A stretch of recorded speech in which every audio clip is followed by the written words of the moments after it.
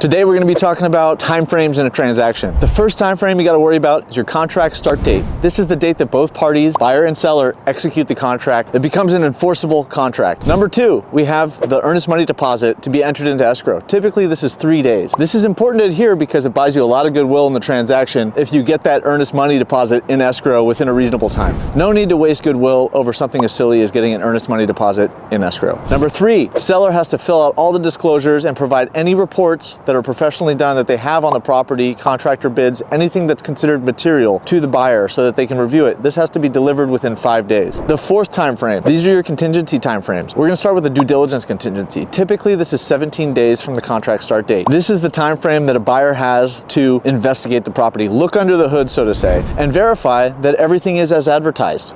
Getting reports professionally done on the property, an inspection report, sometimes a sewer inspection. You have 17 days to do that. Maybe there's something wrong with the property and you decide you don't want to proceed anymore, or you're going to want a big reduction if you are to move forward so that you can remedy that deficiency. The fifth time frame is your loan contingency time frame. Typically this is also 17 to 21 days. Now during this time frame you're going to be getting your appraisal done on the property and sending all your documents to your lender and verifying that your lender is going to be able to provide the loan dollars you need to close on that transaction. If during any of those contingency time frames something doesn't work out or you want to back out of escrow, you have the right to back out and still receive your full earnest money deposit as a refund in the transaction. Now, the last and maybe the most important date of the contract is the close of escrow. This is the date everybody gets together and celebrates. On a typical 2 to 4 unit transaction, close of escrow is somewhere around 30 days. 5 plus, maybe 45 more days, depending on the type of financing this buyer's trying to get. If you are all cash, some people try to improve their strength of their offer by reducing all of these time frames. I've seen some transaction close in as few as 5 days, meaning that the buyer has removed all contingencies before even entering contract, or 10 days is a pretty aggressive offer as well for close of escrow. So that's a little bit about time frames in a transaction. Hope that helps if you're looking to make a purchase sometime in the near future, or you want to learn more about multifamily real estate in San Diego. Give Cashflow Alexio a call. My information's in my bio. See you on the other side.